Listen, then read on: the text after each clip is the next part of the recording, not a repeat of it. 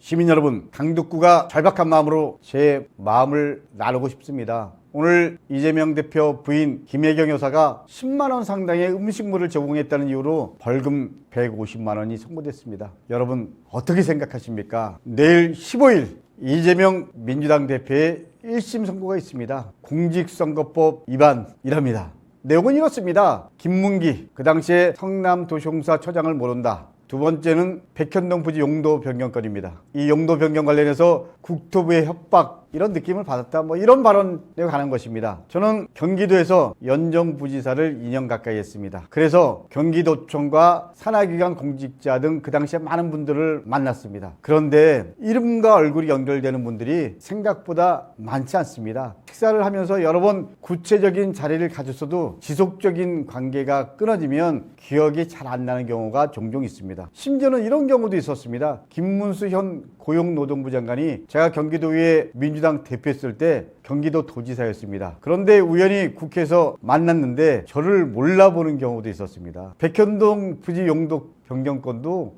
제 경험으로 말씀드리자면 그 당시 개념으로 도의 입장에서는 정부 부처는 상부기관으로 인식되고 있었습니다. 그렇기 때문에 주고받은 공문의 내용을 구체적으로 보진 않았습니다. 그러나 충분히 국토부의 입장에 대해서 심적 부담이 있을 수 있다고 저는 생각합니다. 제 개인의 경험에서 나온 얘기입니다. 다른 것 떠나서 누구를 안다, 모른다, 선거법과 무슨 관계가 있는지 모르겠습니다. 협박 역시 이재명 대표가 느낀 심적인 압박에 관해서 사적 감정의 영역입니다. 이것을 처벌의 대상으로 보는 것이 맞나요? 더욱이 공직선거법은 선거를 이길 목적으로 후보자에 대한 특정 사실을 허위로 공표한 경우 처벌합니다. 이게 이재명 대표와 관련된 내용이 법에서 정하는 후보자에 대한 특정 사실과 어떤 관계가 있는지 전혀 관련이 없습니다. 범죄 구성 요건 자체가 성립되지 않는데 말입니다. 저는 사법부가 양심에 따라 판단해 줄 것을 믿습니다. 이재명 대표의 무죄를